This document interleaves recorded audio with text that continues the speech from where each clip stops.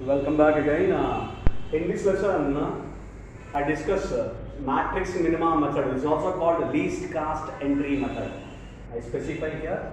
It is also called least cost entry method.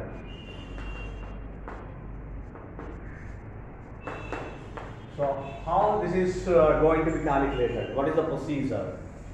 So, we have calculated row minima, column minima method. But of course, northwest corner. Now we are calculating. Now we are studying matrix minima method. The method itself speaks in the entire matrix. In the entire matrix, you consider one such minimum cost, and then go and proceed like that. Okay. Before that, we will check some of the availability is equal to some of the requirements. 30, 40, and 50, 90, 120.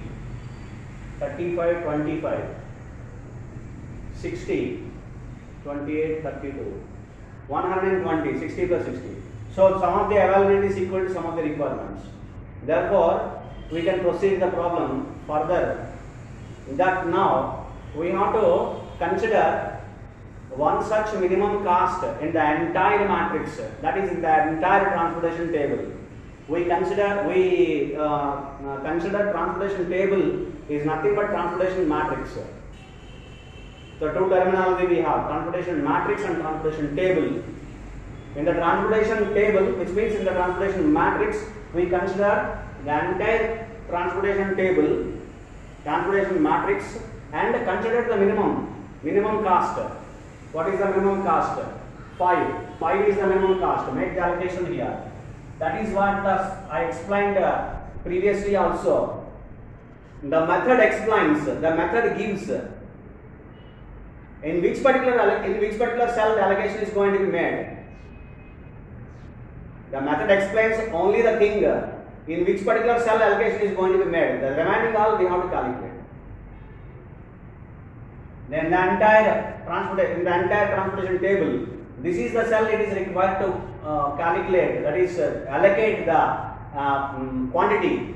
How much quantity is going to be sent from one origin to another destination, that is required to calculate Xij. Here it is this is the second row and the first column, that is 2 1. So position is 2 1. So cell is 2 1. X21 it is going to be calculated. Therefore, minimum of what is the availability? It is 40 and requirement is 35. Therefore, the minimum is 35. So therefore, allocate 35 here. Since the requirement at the first destination is satisfied 35, cancel first column and the remaining balance here in the second destination, second origin, it is 5. The available units are 5. 5 available units remaining, still remain. So therefore, I am considering this transportation table 1. Now I consider transportation table 2 as usual. Transportation table 2. I make the next table. I prepare the next table. How many origins are there? As usual, 1, 2, 3. And how many requirements are and how many destinations are there? 2, 3, 4. Remember, it is not 1. 1 was cancelled. It was cancelled. So therefore, prepare along what are the specifications we have. Right. So here are availabilities are 30, 5 and 50. Requirements are 28, 32 and 25. Right. And here remaining cost here 8, 8 and 8, 9, 7 and 9, 7, 13 and 6. So now you see again you consider in the entire transportation matrix, you have to consider one minimum cost, the next minimum cost, which means the next minimum cost. The next minimum cost or the minimum cost in this particular transport. If you consider this transportation table, what is the minimum cost? It is 6. Among which, yes, it is 6. Therefore, do the allocation in this particular cell. What is the cell here? Cell 3, 4. Cell 3, 4. Allocate as much as possible quantity in this particular cell, that is 3, 4. That is X34 is equal to minimum of, you consider 50 availability, that is 50, and requirement is 25. It is equal to minimum is 25. So allocate 25,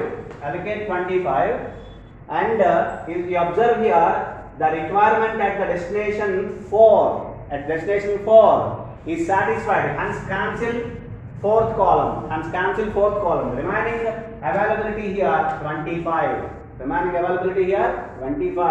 so therefore by cancelling the fourth column you prepare the next table, and then do the same particular procedure again, apply the same procedure, and so transportation table 3. I am preparing transportation table 3, which we have first, second and third origins left, and the second and third destinations are left. So therefore I am considering 2 destinations and 3 origins, and here it is availability is 35 and 25, requirements 28 and 32. Okay, and then cost, I am writing cost here 8, 9, 7 and 7, 13. So therefore which are all remaining availabilities and requirements with the table, 3 origins and 2 destinations. Now again you consider the minimum cost in the entire transportation matrix. You see here 7 is the minimum cost. It is available in 2 particular cells. Therefore there is no particular hard and fast rules are applied here. You can consider any one. There is no particular hard rules are applied. No particular rule on that. So you can consider any one. That is, if you consider this 7, you can consider this 7. If you consider this 7, you may get another result. No problem exactly. If you consider this 7, you may get another result. That is another initial basic feasible solution. So therefore that is not a problem at all. At the end we get the minimum cost. At the end we can calculate the optimum cost of the transportation problem. That is minimum cost of the transportation problem, and the solution will be the same. But here for time being there is no particular method on that. So therefore you can consider any particular cell and do the allocation. So okay, so there is no particular hard rules are there. So therefore you can allocate any particular, you can consider any particular cell and then make the allocation, which means I am considering one particular 7. So this is what the 7 I am considering, and so that then in which what you have to do the allocation. This is what the cell 2, 3. So therefore it is x23, and so it is required to be minimum of 5 availability, and requirement is 32, and so it is equal to 5. Therefore I am allocating 5. Therefore this is nothing but the availability at the origin 2, it was satisfied, it is exhausted. Therefore cancel this particular second row or second origin. So therefore remaining balance here 27. I am considering transportation table 4. So now the transportation table 4. If you consider the transportation table 4, so I consider here the transportation table 4. There are 2 particular origins and 2 destinations. So therefore, what are the origins? 1 and 3. What are the destinations? 2 and 3. So, and what are the remaining availabilities? 30 and 25, 28, 27. 28, 27. Right? What are the costs? 8, 8, 7, 13. 7 and 13. Now you have to consider again next minimum cost. Next minimum cost, of course, it is available 7. So therefore your answer may not change. So right. So this 7 is also considered. Is going to be considering. So now we are considering 7. We have to consider this particular cell, and you have to make the allocation in this particular cell.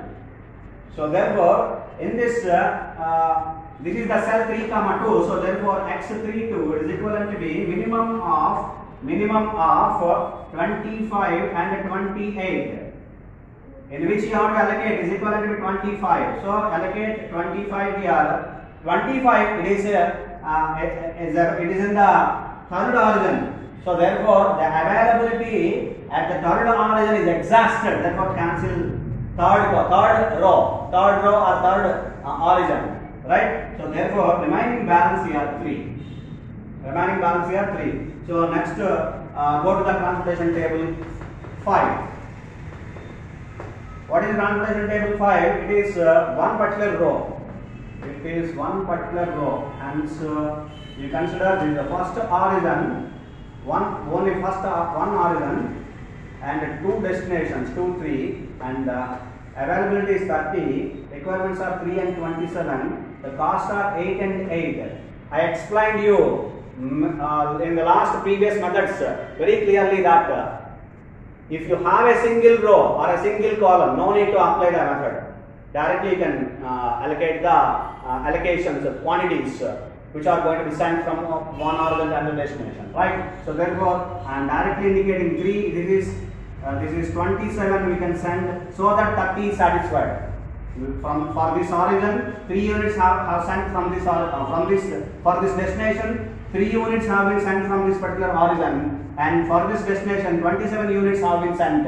So therefore, if you send like that, the 30 units are satisfied. Therefore, all remaining requirements are satisfied. Hence, what is the quantities and the cells going to consider x12, this is x12 is equal to 3, and this is nothing but x13 is equivalent to be 27. So these are the quantities which are sent from this particular origin, first origin to second and third destinations.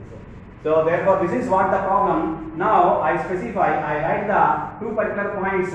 What are the points? First point, the initial basic feasible solution. Initial basic feasible solution by using matrix minima method or least cost entry method.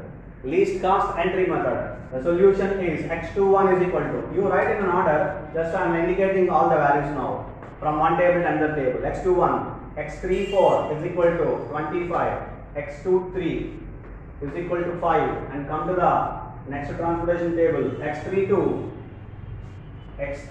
is equivalent to be, it is 25, x12 is equal to 3, x13 is equivalent to be 27. This is what the solution.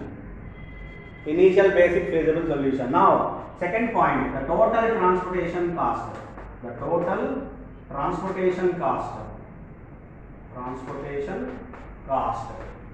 It is going to be calculated by Z. I repeated many number of times that it is not a minimum transportation cost. It is only a total transportation cost. The formula is double summation Ci Xij. It is going to be calculated by cost. You multiply this is quantity, this is cost. 35 into 5.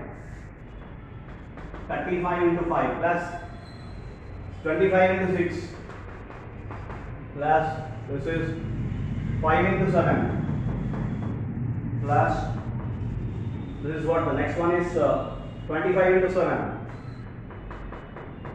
plus 3 into 8 plus 27 into 8. These are the values we have. You have to calculate it, and I calculate by using the calculator. I finish it so that this is what 35 into 5 plus 25 into 6 plus 5 into 7 35 plus 25 into 7 plus 3 into 8 24 plus 27 into 8.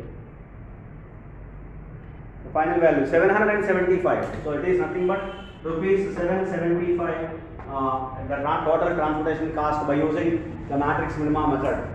Hope you understand. This is what the matrix minima method or least cost entry method, in which you have to consider in the entire matrix, you have to consider one such least cost, the minimum cost, and then you have to make the allocation in that corresponding cell. In that particular cell, you have to make the allocation.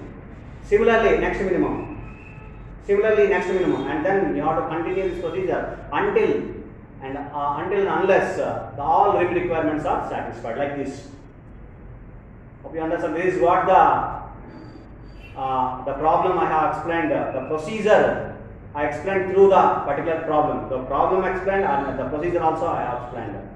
The problem and procedure both I have explained through this particular problem. Thank you.